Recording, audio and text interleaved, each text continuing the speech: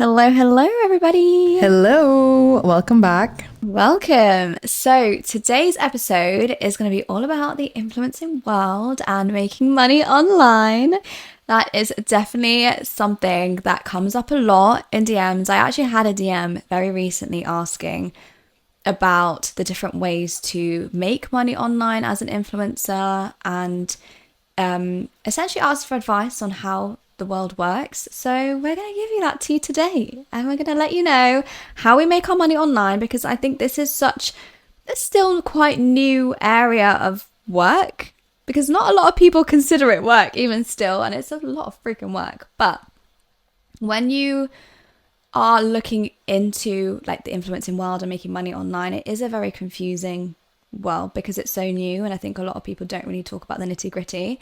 So we want to kind of explore that area more on our podcast today and talk about this side of our work, because we talk a lot about corporate and a lot about our experience in the 9-to-5 world, and this is an extension of what we do day to day as well, and obviously recently became my full-time job. So I wanted to kick us off with the kind of different streams, because I think there are literally endless when it comes to the different streams of income for working in the online world as a whole. It is kind of endless, but maybe we should start off with where we started, because you don't start off with 101 streams. You start off figuring out where you want to kind of focus and what your interests are, and then you build from there.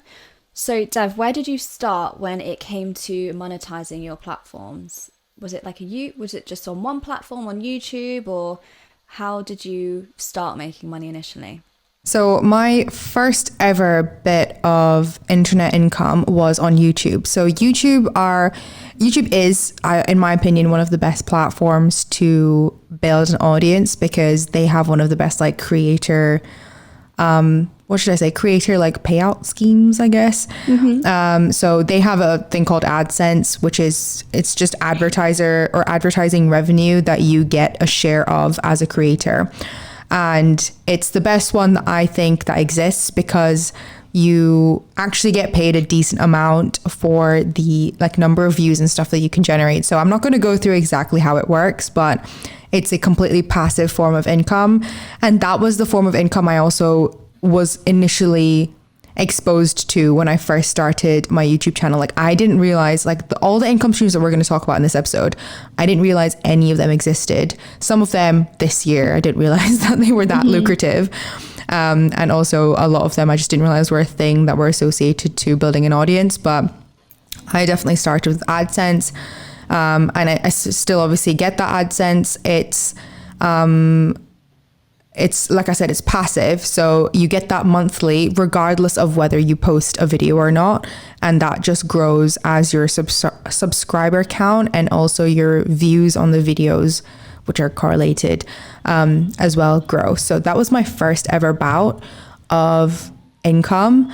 And then my second was actual brands or companies sponsoring portions of my YouTube videos. So again, it started with YouTube because that was the platform I started on. But companies will essentially pay to have like a maybe 2 to 5 minute slot in your video, for example. So yeah, brands will pay for that little spot in your video, and that's actually a lot more lucrative, because for me anyway, like that's based off of you're actually doing something for them. So you're recording something, you're maybe showing a product, you're putting that into a video that takes hours to edit, you're editing the actual advertising segment as well. So that has always been the most lucrative thing that I've done, is like little slots in my YouTube video. And then as I expanded on to kind of like Instagram and TikTok, I've then realized that brands do the exact same thing there. So they will pay you depending on how big your audience size is, to make like specific content to either promote their product, their service, or just talk about them. Or sometimes, and I love it when brands do this, they will just sponsor you to make your normal content because it's like in line with their values, which I think is a really nice way of collaborating with a brand, because you're just kind of, you're expanding their reach, but you're not having to sell something, which Most organic way. yeah, it's organic and it's nice for like everyone, including your audience as well. And that's also been the probably now it's overtaken the other two things as like the most lucrative thing in terms of how much money I'll get. And I think that's because of how new TikTok especially is for brands, and like how much playing room there is there in terms of like how much you can charge and like how much you can actually do as well, and also the potential for brand reach, because I think everyone knows like the potential to go viral on TikTok is just crazy compared to like Instagram and YouTube as well. But what about you, Farah? Where did you start? Mine was actually super similar to yours. I'm quite surprised that we have like basically exact stories, because I started on YouTube as well. So my first payouts came from the AdSense, and then I moved on to like focusing more on Instagram and building that up. So that was like in my very early days, and because I built that platform, then I was able to charge for brand deals and actually work with companies on there. And then I ended up doing the same when I moved over to TikTok. And I think what's nice about TikTok is because it's a more recent platform as well, so many more people are on it and active. And there's, even within TikTok, there's a bunch of different streams. I know I've talked to you about this before, with they've just set up their new creator fund where you essentially just get paid to post videos over a minute. And they do actually pay quite nicely. So if your video does pop off, then it's just a nice little extra bit of cash to, you know, add to the pot. It's not anything huge. Like these things, it really does fluctuate. So that's something I want to say. It's not like you get a monthly figure where it's not a salary at the end of the day. And it is down to views. Like it was all metrics based. Like you'll never really know until you get a certain amount of views and you get that money that correlates to that. But then you also get affiliate programs that you can be a part of, and I've done a lot of that, more so on TikTok recently. So when I do like more fashion-based content, if I link a product that I'm wearing or an item of clothing, then if someone buys that, then I get commission. And again, that is just based on like how many people purchase. It's not like a set figure as well. So I'm trying to think, is there any other, again, the brand deals on TikTok as well. Brand deals are, I would say, the most lucrative, like Dev mentioned, in terms of like the money that you can make online. So I always think that's why you will see a lot of influencers and people that create content create their own businesses, because they essentially leverage the community that they built and their audience to promote their own thing. And I remember quite a few years ago now, I think I did launch like a merch line. So I created these sweatshirts. Oh my god, you did? Because I have, oh my god. Do you have one? Yeah, I have the 1111 navy one. Oh, that's so cute. I didn't know that. Do you know? I swear I've worn it. I wore it in a call, but I'm trying to think, did I buy it before I met you? Because that could, I don't know if that's like weird.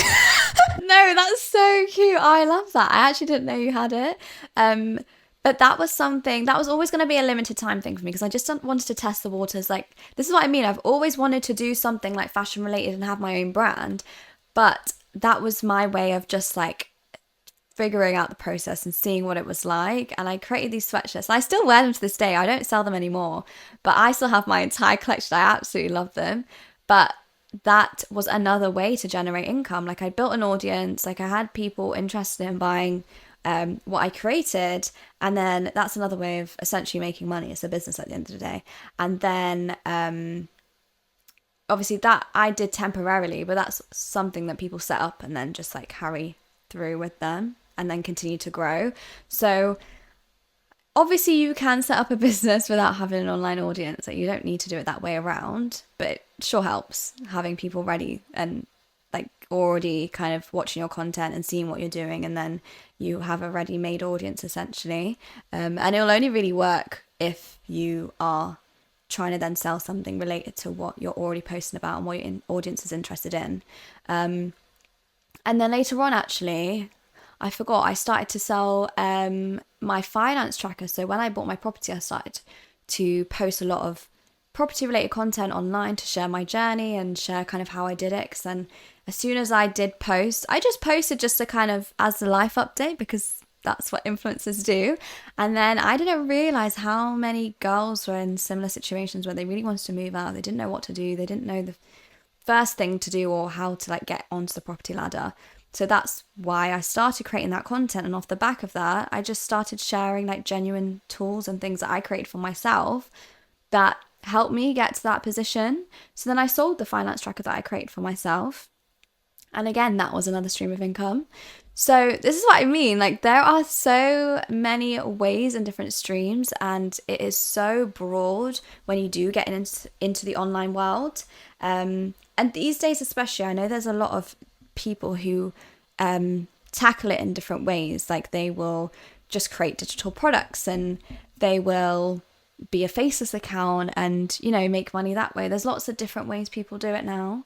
But I do think if you are thinking about, obviously now we're saying, oh, we've got all these different income streams, that you do go through a big period of time where you don't make a single penny.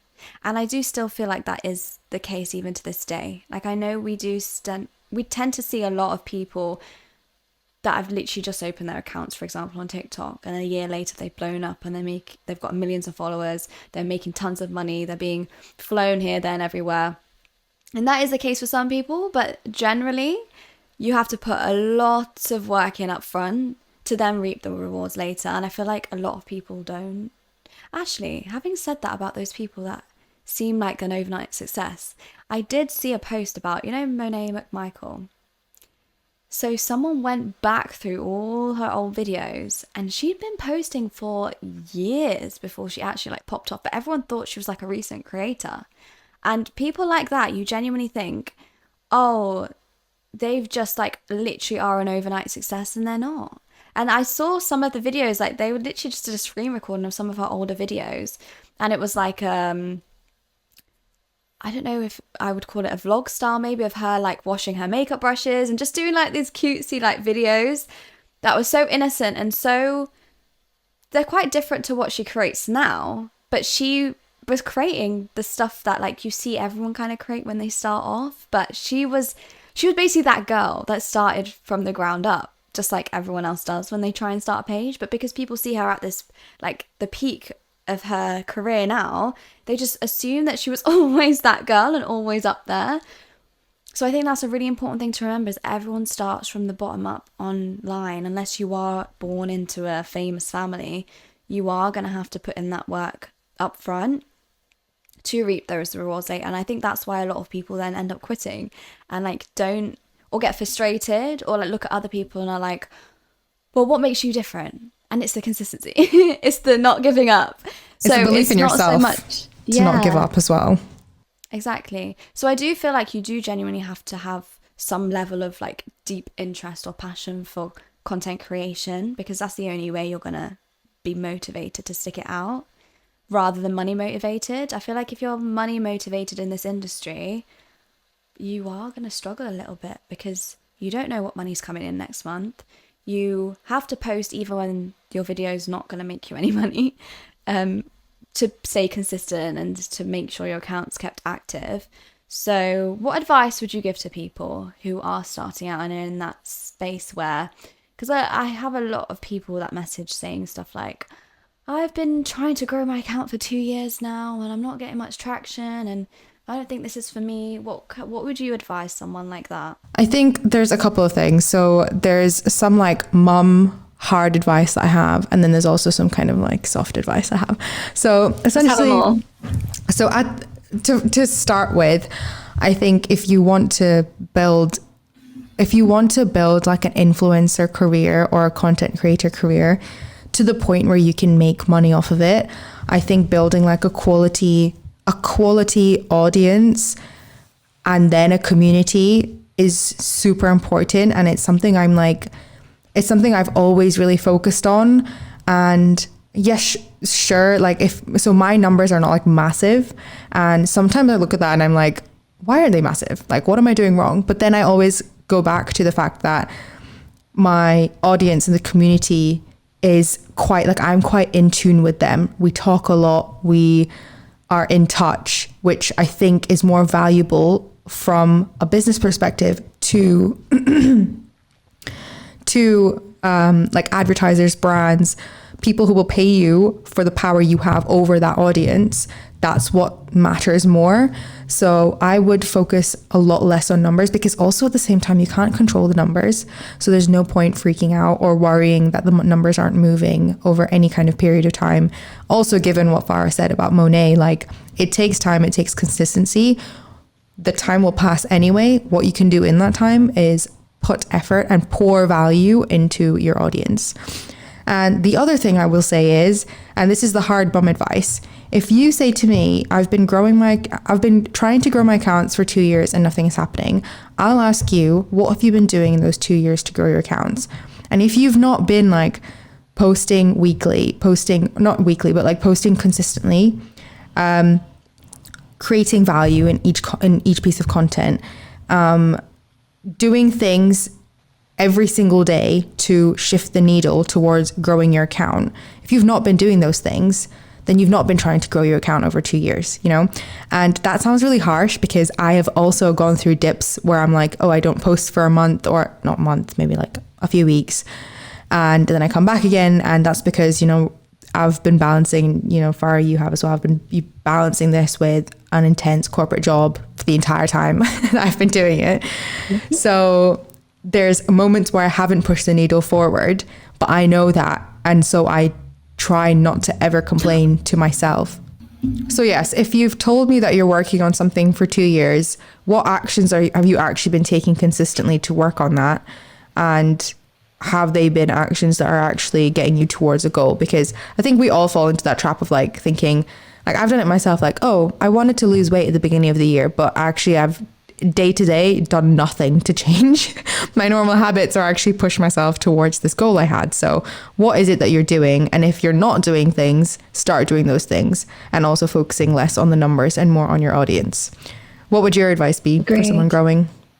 Just to follow off the back of what you said, I would also say be realistic about what you can do, because I feel like if you set yourself up to say in your head that, oh, I'm going to post 3 times every single day, which seems to be the advice that a lot of people spew out, but that's not physically possible for you because you do have a full-time job, you have a very busy lifestyle, then you're going to very quickly, quote unquote, fail, and then will give up because you can't handle it, and then think that you failed and that it's not for you, when actually the point of social media and kind of going into this industry is it is very flexible, and you can kind of mold it to how you want it to work for you.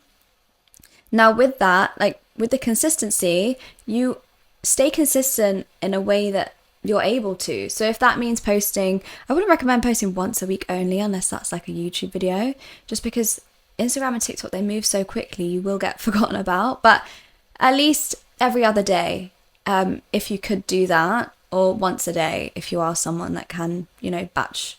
A lot of the times, the easiest thing to do is to batch film, and then you can space out your content. So there's a lot of ways to organize your time to make sure that you are staying consistent.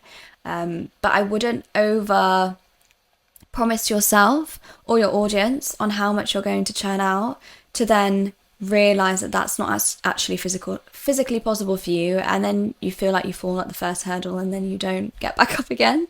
Because it can be very demotivating to think that, oh, everyone's saying I have to be consistent, which means I have to post like multiple times every single day on different platforms and just be chronically online while having a full-time job, while maybe even having kids or responsibilities at home. And then you just end up thinking that this is an impossible lifestyle for you. Yeah, consistency is not volume. Consistency is like showing up regularly.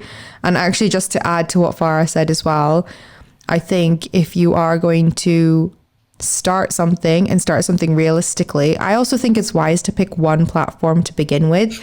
You're not saying no to the other platforms, but I think picking one, just by virtue of picking one, it'll be easier to be consistent on that one and not overwhelm yourself, because I've definitely fallen into the trap of like being super consistent on Instagram, but then not so consistent on TikTok, and then, you know, vice versa. And also YouTube is like, it's just a big pot of anxiety and overwhelm. So pick one. Yeah, no, I agree with that. I think because I started with YouTube, and that was literally like the main platform I would use when I very first started my socials. But then I started using Instagram a bit more, and then it kind of switched over to Instagram just because when I started my full-time job, Instagram was easier for me to be consistent on, but that was my main focus, while still trying to keep up with YouTube here and there. And all I would say is, you can choose a platform to focus on as your most consistent platform, but I do feel like it really does help you if you are accessible on not every single platform ever, but Instagram, TikTok, and YouTube are the main platforms I would say at the moment for posting content and generating an audience. I think 2 more platforms to consider, especially if maybe you're leaning towards like either lifestyle, career, personal development kind of content. There's certain niches that do well on LinkedIn. And also, so within LinkedIn, you can, if you turn creator mode on, you get access to making your own newsletter. So a newsletter on LinkedIn, and then also setting up a newsletter like outside of LinkedIn, so like Substack, Beehive, or something like that, or just a plain old blog, getting a subdomain or like a WordPress or a Squarespace type website and just posting regularly on there. So you don't necessarily need to be like filming yourself in videos to be posting and like putting your stuff out there. There are different ways to do it in like written format as well. Twitter or X, I don't know if like it's probably the platform I've been on the longest, but I've never treated it as somewhere to grow. I don't use Twitter, No, or I feel X like the tech bros like grow on there a lot, but I think Twitter can be like used in the same way that LinkedIn newsletters could be used, like in the way that you would write and post the content. But those are 2 other ones to consider as well. Yeah. Also, do you know what I've heard recently? Apparently, the most profitable app to be on as an influencer is Snapchat right now.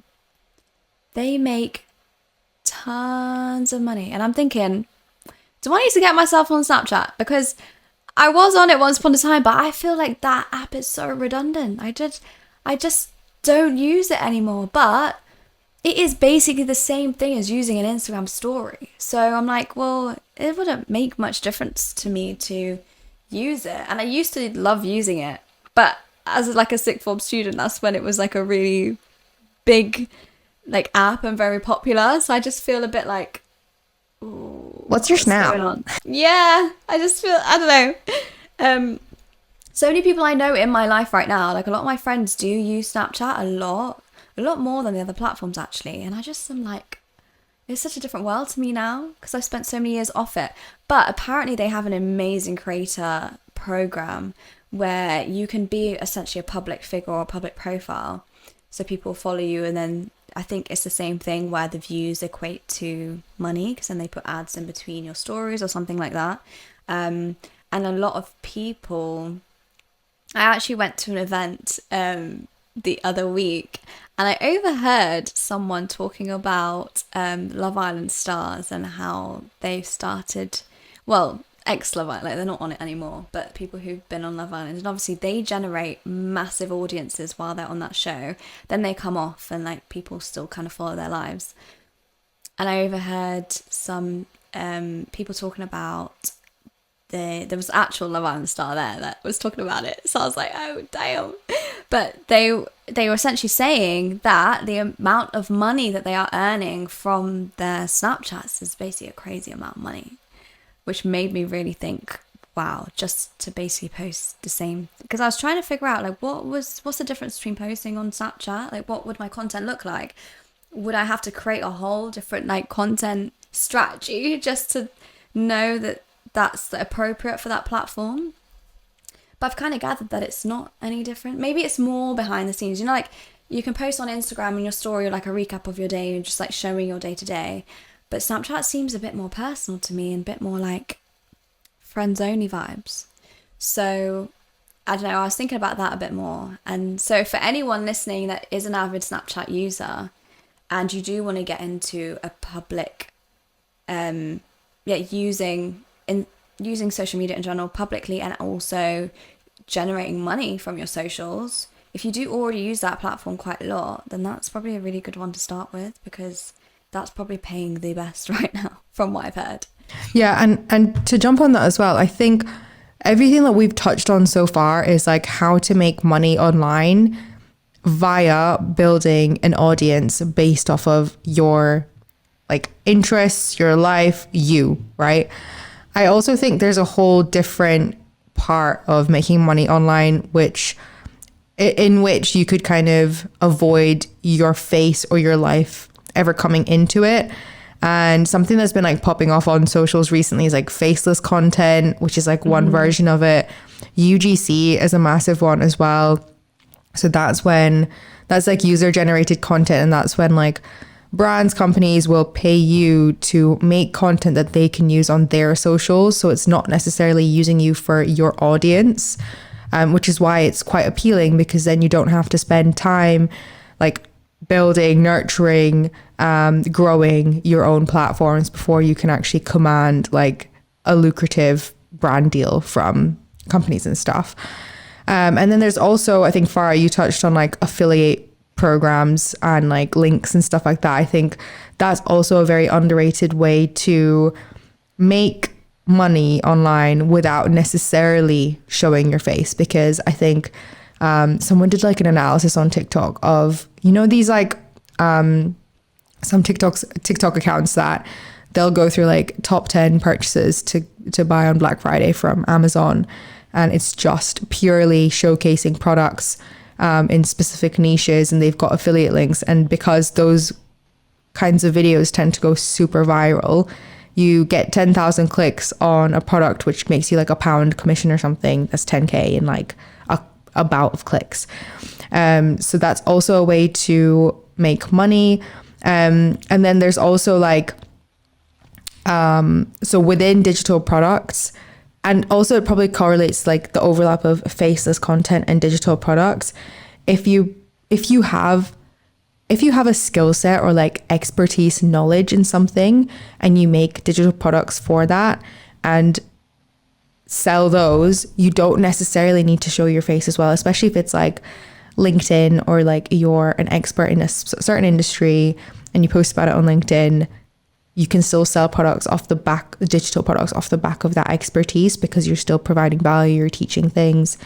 You can make courses on like Skillshare, Teachable, without having to make necessarily a social media profile alongside that, because websites like Skillshare and Teachable have their own like communities and their own like network of people. That it's like a Google for courses, isn't it? So like if someone's looking for a course, you just happen to have a course on there, you get a share of the money that people pay to access that. So there's loads of different ways to make money that don't necessarily mean you have to give up your privacy or put yourself out there. So that's also something to consider. It's just something that I can't like speak on too much because I've not done it. Like the way I've made money is by building a brand around me, like building a personal brand. My life. Yeah, my life, my interests, and the value I want to give back to people. And while it is great that you can make money without doing that, I think there's a lot more power in building a personal brand.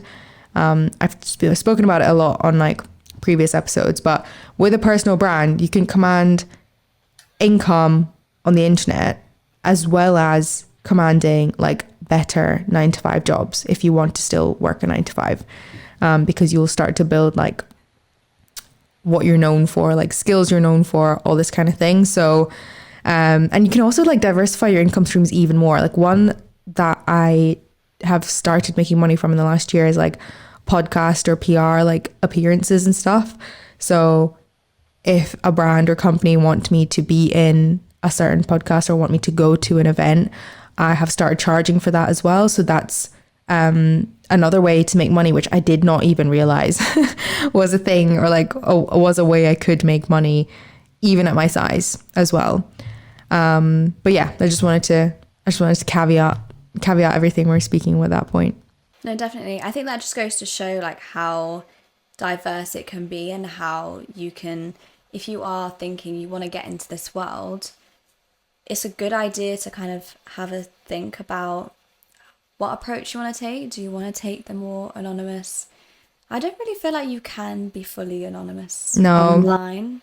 Because even the faceless accounts, I have noticed that they might get a lot of views and stuff, but no, I just can't imagine someone really buying or believing in a product. Like if you did want to do brand deals, for example, because a lot of people have when they think about, oh, I want to build my online presence, and then they do want to work with brands and they want that lifestyle. And if you are going to end up getting invited to events, or you do have to show your face for things like that in a way. Yeah. Like, you do And have to people kind buy of into show. people. Like you'll build quality, you'll build, you get more quality, high quality income if it's associated to you as a person, I think. Like I'm much less likely to buy from a faceless thing because there's no Same. trust there, you know? I've seen a lot of posts when it comes to like setting up businesses as well. Even it's not even like you're just looking at yourself as an influencer. You are kind of a business in your own right. And even when some people set up their product or service based businesses, they often do better online when they are showing a face for the brand. It doesn't have to be your face, but when you are an influencer, it does have to be your face, because that would be weird. But if you are setting up a brand, then using a face for the brand tends to do a lot better than someone that just kind of shows the product on its own. Like, even if they don't show like people using it and like, you know, have real people. So I think that is always a big benefit, or something you can leverage. And I think it's also really important to be very kind of like be clear in yourself, like what are your actual interests, and be confident enough to like share all aspects of you as well. I feel like a lot of people tend to like feel a bit awkward about like showing their true self or like their personality online, and they come across a bit like stale, or I don't know, if you're camera shy maybe, because I feel like having presence on camera is a skill in itself. Like actually being able to, it sounds funny, but it's like look like a real person on camera is actually a skill, because some people just like freeze. Like I've seen it myself, or they just feel really awkward. And it is, when you start, it's so awkward to actually like talk to a camera because it's not a real person, but you have to almost pretend that you are talking to a real person, because when you post that video, you are. Yeah. I want anyone listening, you can go back to my YouTube channel and watch my first ever video. You have permission. Yeah. Well, it's up there for you to watch. Watch my first ever video and my most recent video, and you'll be like, To be fair, I think I've got a lot of older videos on my channel as well. I want to do that for myself. I actually want to go back myself and like see what my camera presence was like then versus now. it's a nice 'Cause it does confidence build. boost. Yeah, and you it do get definitely better. builds over time.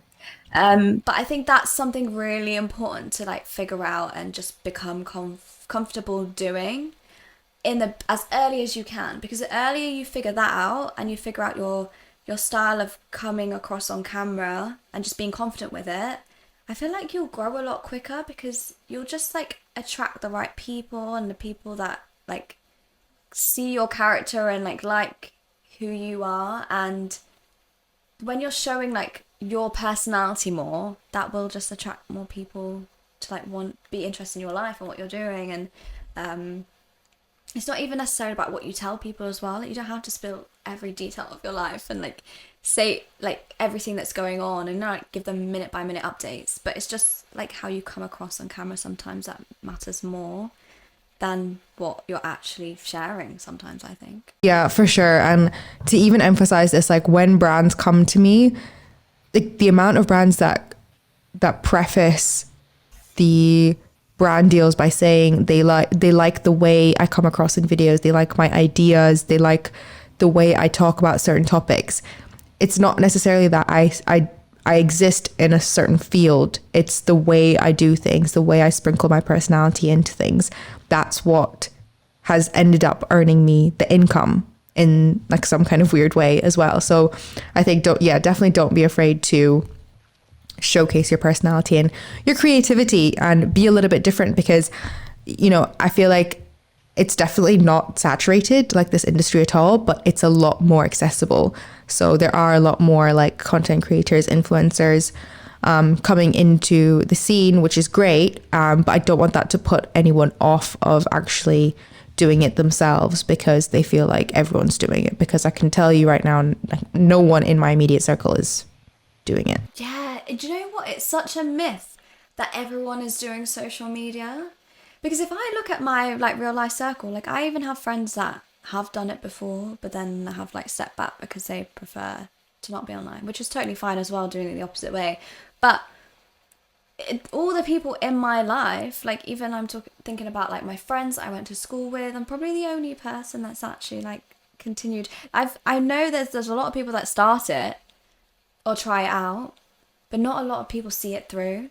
So it might look saturated. It might look like everyone's even trying online, or because I get a lot of videos coming up on my For You page of these girls that'll post a caption that's like, "Oh, I'm just trialing," basically saying that they're trying to get into influencing and they just want like other girls that relate and support them to support them.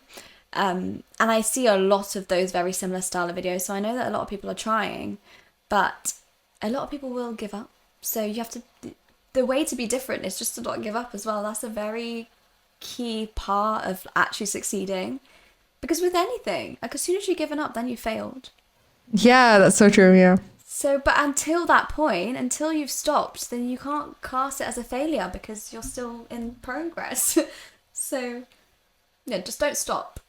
What would your tips be for someone wanting to make money online, but in a sustainable way? Sustainable as in like their time sustainable, or like, To give like long-term financial stability. oh, financially stable. Okay. I would say, obviously, yeah, again, there's going to be stages where you're going to not really know what money's coming in and stuff, but as you're building, I would always build with the idea in mind that you will start your own business or like have your own something to your own name, rather than relying on brands or just relying on any other source, really. Just because I think even if you created like digital products, or you had something that you built yourself that you can market and sell, you're much more in control of that then. Or even if, for example, you offer a consulting service, or so if you create a service or a product of your own, I feel like that is probably the most sustainable way long term. That's not something that will come right at the beginning. It could do, but generally if you want to leverage an audience, you're going to have to build that first and then get that product or service marketed to those people. But I feel like that's probably the best way to go about it, just because you can't really determine when brand deals are gonna come in, where like what work is available. Like that stuff is very much out of your control. And then even when it comes to other little bits, like TikTok is the amount of times they've changed their creator fund in literally a year is insane. You can't rely on stuff like that. Like, it is always so up and down. The only thing you can really control is things that you produce yourself. And yeah, you produce content, but then if brands are paying for that content, then they are in control of that relationship, realistically. So that's kind of how I have always seen like the trajectory if I stayed in this industry. This is if I stayed in this industry, that is what I would do. And that's where my mindset would be, is that I would want to create something. And that's why I'm working on my modest wear brand now, is because that's something that I've always wanted to do. And I think, I don't know if it's because I've been in this industry for such a long time that I do want something that's a piece of my own, that I'm not, like I promote all these brands, I try all these like products of other people's businesses, but I want something to share with my followers that I've made for them. And I think that's like a really nice way to actually, like as you build an audience, you figure out what they like, you find people that are interested in the same things as you realize so many gaps in different markets that you work in naturally because of the different like products that you try for yourself, the services that you use, the things that you review for your own audience. And then you can fill those gaps yourself. And I feel like that is probably the most sustainable way in my eyes. But what about you? What do you think? For me, it would be to take the unpredictability of social media and the internet as a whole, make sure from the very beginning that you're owning your audience. And by owning your audience, I mean like collecting emails, getting them off social media in a way that is consensual and also is forever. So email is the best like example of this, and it's the only one I can currently think of. But start collecting emails as soon as possible, because you just never know what would happen with your socials. You can lose accounts for no logical reason as well. You can get banned. Things can happen that are not in your control.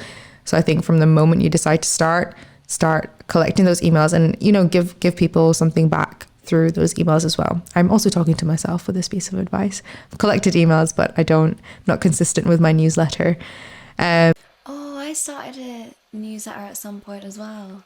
I found it very hard to maintain, so I ended up phasing out a little bit. But yeah, that's a really good point actually, because I did that because I wanted to make sure that, yeah, if something happened with my socials, I could still speak to my audience and I could still connect with them. Exactly, yeah. People know how to find you still. It's like it sounds complicated because you're not taking anyone anywhere different. It's just like making sure you have a way to contact people who really were like a fan of your content, your work, your art, whatever it is that you put out there.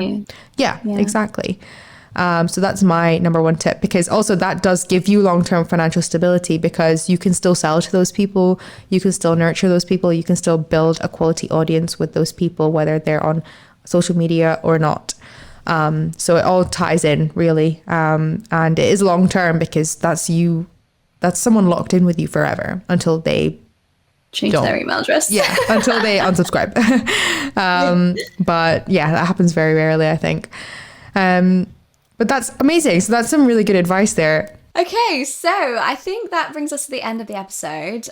I really, really hope that helped a lot of you that are maybe interested in the influencing world or content creation or just being someone online, because I know it is at that point in time where it seems like everyone's doing it. There's a very big buzz around it and the opportunities that you can get from it. So I do think it's helpful to know the different avenues and the different streams of income that can be generated from this world, but also to just be aware of the ways that you can go about it in terms of like how consistent and the work you have to put in up front as well to then reap those rewards later on. It is it's just one of those things that it does take time, so be patient with it if you are someone that's currently in your journey and maybe you're not seeing results. It is something that you just need to stick with and just focus on your motivation and your interest in whatever topics that you're speaking about online. But yeah, we really do hope that you found it helpful. Let us know in the comments if you have any other tips, if you're someone that has been on maybe social media for a little while and you have any tips for some newbies. Like, we all want to help each other out here, so that'd be really cool if you could drop a comment if you're watching on YouTube and let us know if you did find it helpful as well. And if you're listening to us on Spotify or Apple Podcasts, please give us a rating. We really do want to hear your guys' thoughts on the podcast and to see what you like about it. And the best thing you can do is drop a rating to let us know. And with all that being said, I think we'll catch you in the next episode, guys. Bye. Bye.